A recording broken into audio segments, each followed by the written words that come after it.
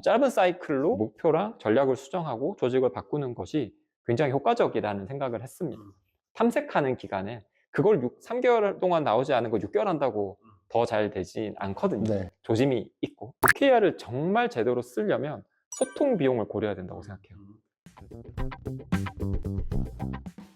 OKR은 이제 6개월에 한 번 한다라고 하셨는데 이 주기가 짧아질 때의 장단점과 또 맞아요. 길어졌을 때의 장단점이 있는데 스타트업 씬에서는 보통 분기 단위가 스탠다드로 자리를 잡았던 것 같은데 6개월 단위로 하게 된 계기나 6개월 단위로 하게 된 해보니까 장점이나 뭐 이런 부분이 있을까요? 일단 6개월 단위에 대한 얘기를 먼저 하자면 저도 아주 작은 규모의 스타트업에 있었을 때와 큰 규모 그리고 큰 규모에서도 방향 전환이 잦은 시점과 그렇지 않은 시점에 따라 주기는 정말 다 다를 수 있다고 생각이 들어요. 큰 규모 때는 특히나 PMF를 명확하게 잡지 못했을 때는 저는 정말 분기 단위가 효과적이었다고 생각합니다. 직전 회사의 경험이 그랬는데요. 분기 단위로 무언가를 시도합니다. 팀을 짜고 그렇게 해서 딱 분기 끝났을 때 회고를 철저하게 하는 거예요. 왜냐하면 보통은 목표가 많아서 문제거든요. 하고자 하는 게 너무 많아서 문제예요. 맞아요.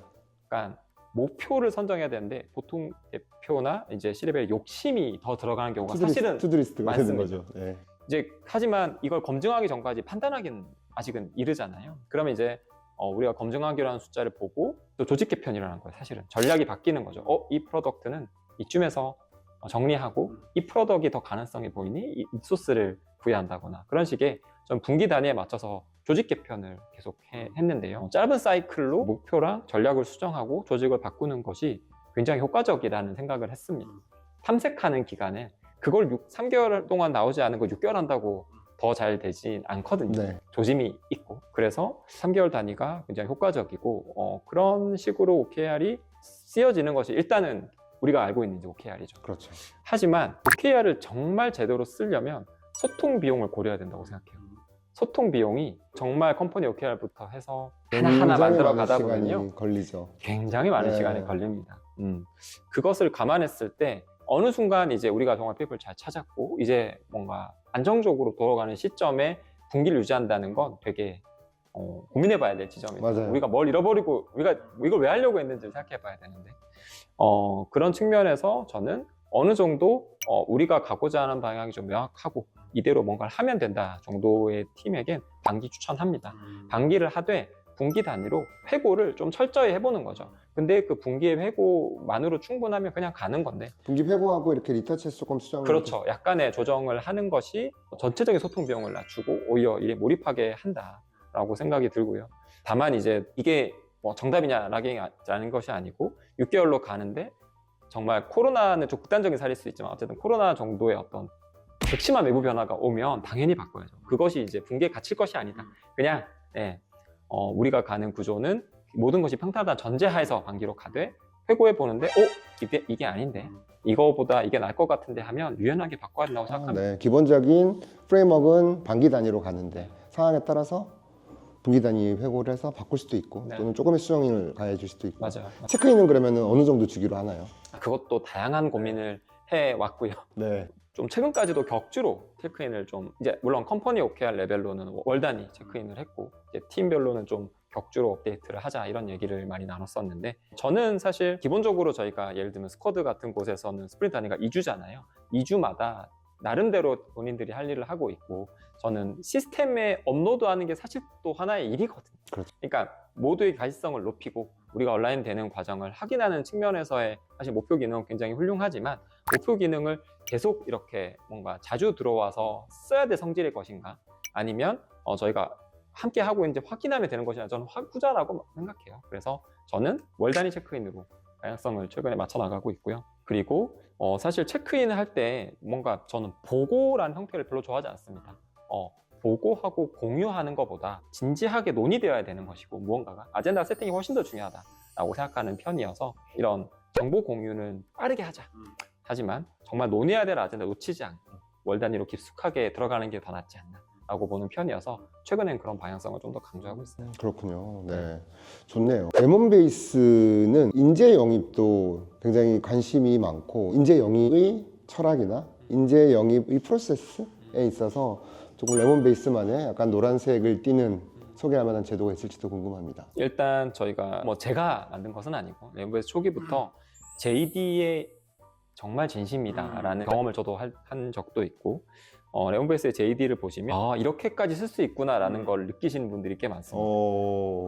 혹시 보셨나요, 사장님은? 아니요, 저는 못 본 것 보셨죠? 같습니다. 나중에 한번 제가 네. 링크를 좀 보내드리도록 네. 하겠습니다. 사실 이제 저도 당시에 이제 레몬베이스 합류하기 전임에도 불구하고 제가 채용 관련된 강의를 할 때 레몬베이스 레퍼런스를 썼었어요. 아, 그렇군요. 그만큼 일단 JD가 우리나라 JD가 아닙니다. 너무 굉장히 궁금하네요. 꼼꼼합니다. 그러니까 어떤 자격 요건, 어떤 기본적인 우리가 필요한 역량, 머스트헤브, 뭐 나이스헤브 이런 것들이 있잖아요. 이건 이제 기본이고 이제 그 다음에 우리 팀은 이렇게 일합니다. 우리 팀에서 기대하는 건 이런 거예요. 그리고 나서 임팩트 패스라고 해서 여기 조인하시면 3개월 뒤에, 6개월 뒤에, 1년 뒤에 이렇게 성장할 수 있어요. 까지 제시되거든요. 그래서 JD라는 것은 사실 기본 중에 기본인데 맞아요. 사실 그 기본을 또 갈고 닦았을 때 차별하기도 또 쉽지 않고 보통 이제 이런 원티드 사이트에 가보시면 JD에서 차별하기 쉽지 않거든요. 근데 일단 차별화된 JD라는 건 확실하다라고 생각이 이제 들어요. 그런 게 자리 잡게 된 데는 파운더 또는 대표의 철학이 분명히 있었을 텐데 물론 JD 중요하죠. 저도 JD 굉장히 중요하다고 생각하는 사람인데 대표님은 어떤 관점으로 그렇게 JD에 힘을 주셨을까요? 이건 제가 여쭤보자 추정을 한다면 기본적으로 채용팀이 CEO 직속 팀으로 있었습니다. 지금은 이제 PNC 팀 안에서 함께하고 있는데요. 이 말이 보여주는 것도 있다고 그쵸. 생각합니다. 이건 CEO의 아젠다다라고 생각을 했던 거라고 추정합니다. 그렇군요.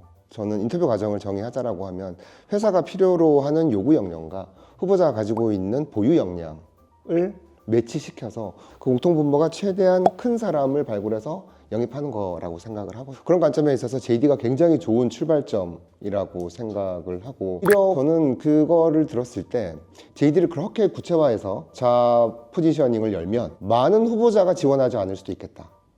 하지만 유효 지원자가 많겠다라는 생각이 들어요. 그게 그 인재 영입 팀의 관점에서 보면 사실 운영 효율성을 높일 수 있는 방법이기도 하고 레몬베이스를 내부에서 경험해보지 않았더라도 이런 회사구나라는 색깔도 잠재적 후보자들에게 보여줄 수 있는 그런 기회라고 생각을 합니다. 맞습니다. 그래서 좀 이런 굉장히 구체적인 JD가 특징일 수 있을 것 같고 그분도 소싱을 많이 합니다. 지금은 저희가 인원이 좀 많이 늘어서 최근엔 좀 채용을 많이 진행되고 있지는 않은데요.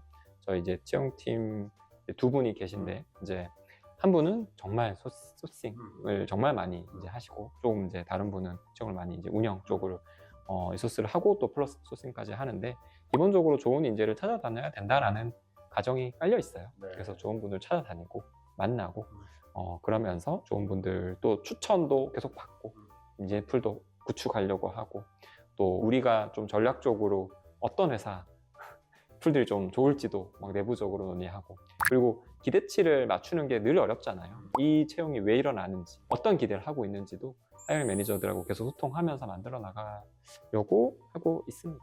그렇군요.